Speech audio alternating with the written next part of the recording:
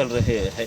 इस तपती धूप के अंदर छोटे छोटे बच्चों को लेकर बुजुर्ग लोग, नौजवान लड़के, ये लोग या तो साइकिल के ऊपर 1400, 1500, 1600 किलोमीटर का सफ़र तय करने के लिए ये लोग पैदल इस वजह से निकल रहे हैं कि उन्हें कोई सुविधा नहीं दी जा रही है। मैंने खुद ने prime minister's office, railway minister, railway department, इनको सबको ट्वीट के जरिए बार बार ये बताया था कि कई हजार मजदूर यहाँ पर फंसे हुए हैं करके। इसके बावजूद अगर ये घटना होती है, ये एक्सीडेंट होता है, तो ये एक्सीडेंट नहीं है, ये हत्या है। और इस हत्या के पीछे रेलवे डिपार्टमेंट के ऊपर हत्या का केस रजिस्टर होना चाहिए, प्राइम मिनिस्टर्स ऑफिस के ऊपर है तो रजिस्टर होना चाहिए। क्योंकि अगर आप सिविल एविएशन मिनिस्टर ये प्लानिंग कर सकते हैं कि 7 तारीख से लेकर 14 तारीख के बीच में इतने हजार हम मुसाफिरों को विदेशों से हम यहाँ पर हवाई जहाज़ के जरिए लेकर आएंगे, तो इन गरीबों को सड़कों के ऊपर क्यों छोड़ा गया है? मरने के लिए ही छोड़ा गया ना, कि मरने के बाद क्या होगा?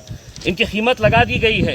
शिवराज सिंह चौहान साहब ने 5 लाख रुपए का घोषणा की है, महाराष्ट्र के मुख्यमंत्री ने 5 लाख रुपए की कंपनसेशन की घोषणा की है, यानी कि इनकी मौत की कीमत 5-5 लाख रुपए रहेगी। तुम मरो, हम तुमको 5-5 लाख रुपए देंगे करके। अब होगा यही कि रेलवे मिनिस्टर, प्रधानमंत्री है तो कुछ दुख जताएंगे कि मुझे बहुत अफसोस हुआ है करके। रेलवे मिनिस्टर कहेगा कि मैं एक इंक्वायरी करवा रहा हूं, और उसी इंक्वायरी का नतीजा है ये जितने अधिकारी यहाँ पर आए हुए हैं, ये सब के ऊपर हत्या का केस रजिस्टर होना चाहिए। ये गरीबों को आज भी आप देखें, अगर आप रोड के ऊपर जाइए तो कितने 100 मजदूर आपको अभी भी रास्ते के ऊपर मिलेंगे जो रोड के ऊपर निकले हैं सिर्फ इस उम्मीद के ऊपर कि हमको कहीं ना कहीं कुछ ना कुछ सहारा मिल जाएगा करके। और ये भी जो मजदूर निकले थे इस उम्मीद के ऊपर निकले थे कि कम से कम हमें औरंगाबाद से जो ट्रेन जाने वाली थी जबलपुर, वो ट्रेन के अंदर हमको जगह मिल जाएगी करके इसमें। लेकिन क्या ये सरकार को दिख नहीं रहा है? हर रोज़ आप लोग ही दिखा रहे हैं, आपके चैनल के ऊपर ही दिखाया जा रहा है कि कैसे ये गरीब लोग सड़कों के ऊपर इतनी तपती धूप के अंदर 1400, 1500, 1600 किलोमीटर का सफ़र के तय करने के लिए निकले हुए हैं। तो मेरे हिसाब से मैं ये मानकर चलता हूँ कि ये एक्सीडेंट नहीं है, इसके ऊपर हत्या का केस रजिस्टर होना चाहिए। और तमाम दोषी लोग हैं जो इसको नज़रअंदाज कर रहे थे, जो विदेशों के अंदर रहने वाले हैं, वो पैसे वाले लोग हैं, तो उनको हवाई जहाज़ से लाने के लिए पूरी प्लानिंग की जा रही है कि कितने फ़्लाइट्स कहाँ से ऑपरेट होंगे करके। क्या ये अंधे हैं? इन्हें दिखता नहीं था कि इतने सारे मजदूर हैं, इन्हें रेलवे ऑपरेट करना चाहिए था? क्या ज़िला प्रशासन, सरकार ने क्या किया है? सिद्धार्थ साहब, सरकार ने ये किया था कि एक नोटिफिकेशन जारी किया और ये कहा कि इस ईमेल आईडी के ऊपर जितने भी मजदूर जाना चाहते हैं वो उस ईमेल आईडी के ऊपर है, तो आप अपना डिटेल्स अपलोड करिएगा, आपका आधार कार्ड अपलोड करिएगा, आपका मेडिकल सर्टिफिकेट अपलोड करिएगा। ये मजदूर जिनके पास ना स्मार्टफोन्स है, जिन्हें ना कंप्यूटर ऑपरेट करना आता है, ये मजदूर लोग ऑपरेट करे होते ऑनलाइन करके। कोई डॉक्टर है तो इन्हें सर्टिफिकेट देने के लिए तैयार नहीं था। और ऐसी हालत के अंदर आप कहते हैं कि नहीं, आपको अगर ट्रेन से जाना है, आपको सफ़र करना है, तो आप जाइए ऑनलाइन के ऊपर अप्लाई करिएगा, आधार कार्ड ले लीजिएगा उसमें। कोई डॉक्टर जब करने के लिए तैयार नहीं था, और आखिरकार 3 दिनों तक आप देखे हैं कि हर जगह के ऊपर इतनी भीड़ लगी हुई है कि डॉक्टर्स का कहीं से सर्टिफिकेट मिल जाए, और कल दोपहर में जाकर सरकार चेंज कर देती है, नहीं हमको डॉक्टर का सर्टिफिकेट नहीं चाहिए। अब आप जाइए रेलवे स्टेशन के ऊपर जाइए, और आपको है तो सिर्फ डॉक्टर है तो आपका थर्मामीटर से चेक करेगा। तो ये रोज़ रोज़ के जो कानून बदले जा रहे थे, ये जानते हुए, ये अच्छी तरह से समझते थे कि ये लोग मरने वाले हैं। वायरस से नहीं मरेंगे, कोरोना वायरस से नहीं मरेंगे तो भूखमरी से मरेंगे, भूखमरी से नहीं मरेंगे तो इस तरह रेल के पटरियों के नीचे आकर मरेंगे, या सड़कों के ऊपर तपती धूप के अंदर मरेंगे। ये सब अच्छी तरह से जाहिर है कि इन लोगों के पास में मतलब इनके पास में ना फिटनेस सर्टिफिकेट था, ना सर्टिफिकेट था। ये लोग रोड ब्लॉक से इसके वजह से छुपा कर इस रोड से आए। तो जिला प्रशासन भी यहाँ पर थोड़ा सा जिम्मेदार लगता है आपको? 100% जिम्मेदार है, जिला प्रशासन भी जिम्मेदार है उसमें। क्या ये सरकार की जिम्मेदारी नहीं है, प्रशासन की जिम्मेदारी नहीं है कि आप अपने, कम से कम महाराष्ट्र जो है वो हमारी संस्कृति नहीं है इस तरह से गरीबों को, इस तरह से हम लोग जो उनकी पीड़ा देखते हुए हम नज़रअंदाज करें करके। ये सरकार की जिम्मेदारी थी कि कम से कम बसेस लगाए, महाराष्ट्र के बॉर्डर तक उन्हें बसेस तक पहुँचाया जाए।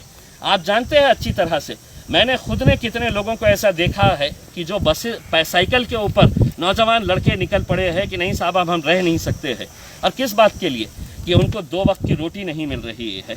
कम से कम हम अपने घर जाएंगे, अपने घर में जाकर हम अपने परिवार के बीच में अगर हम मर गए तो चलेगा, लेकिन हम हमें यहाँ नहीं रहना है। और कितने दिन हो गए हैं? कोई 2 दिन 4 दिन का अगर होता तो हमको भी समझ में आ गया होता, लेकिन अगर 1.5 महीने के ऊपर हो गया है और ये प्रशासन पूरी तरह से अगर इस तरह से इंतज़ार कर रहा था कि कितनी मौतें होगी करके, प्रधानमंत्री का बयान सुनिएगा, अफसोस हुआ है। प्रधानमंत्री को क्या दिखता नहीं है? प्रधानमंत्री टीवी देखते नहीं है क्या?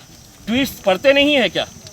उनको पता नहीं है कि इतने सारे मजदूर जो रोड के ऊपर निकले हुए हैं उनकी हालत क्या है करके। अभी मैं आ रहा था, एक आदमी छोटे से बच्चे को 2 साल के बच्चे को लेकर है तो कितनी दूर से निकला हुआ है, 150 किलोमीटर का सफ़र किया है। आप निकलिए, आपको खुद मिलेंगे वो लोग यहाँ पर भी। सर इसमें बात ये है कि ये लोग जो है एक स्टील कंपनी में काम करते थे जालना में, तो उस कंपनी की भी जिम्मेदारी बनती थी कि उनको खाना पानी मुहैया करें। देखिए, सरकार ने तो एक कागज़ निकाल दिया, कागज़ के टुकड़े के ऊपर लिख दिया है उसके ऊपर कि किसी की भी पगार काटनी नहीं चाहिए, किसी को नौकरी के ऊपर से निकालना नहीं चाहिए।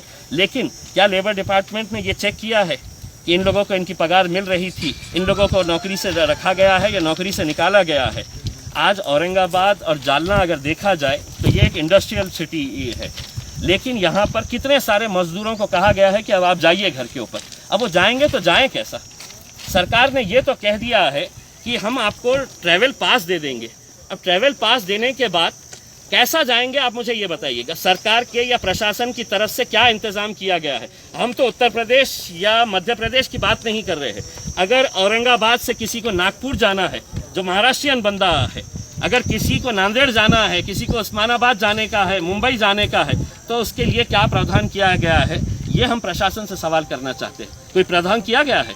कोई इंतज़ाम किया गया है? नहीं, हम आपको सिर्फ पास दे रहे हैं, आप अपना करिएगा। अरे जिस आदमी के पास 2 वक्त की रोटी नहीं है खाने के लिए, अगर आप उसको इस तरह से कागज़ का टुकड़ा दे देंगे और कहेंगे कि नहीं अब हमने पास दे दिए है, अब तुम तुम्हारा इंतज़ाम कर लो करके, तो मेरे हिसाब से ये एक खेल है, खिलवाड़ है। सिर्फ गरीब लोग हैं, उनकी मौत के ऊपर क्या अफसोस करने का? उसमें 5 लाख रुपये दे दिए, मरने के बाद उसमें और भी मरेंगे, 10-20 लोग मरेंगे तो 5-5 लाख रुपये मिल जाएंगे उसके अंदर, इससे ज़्यादा और कुछ नहीं होगा। एक इंक्वायरी होंगी, इंक्वायरी के अंदर क्या होगा?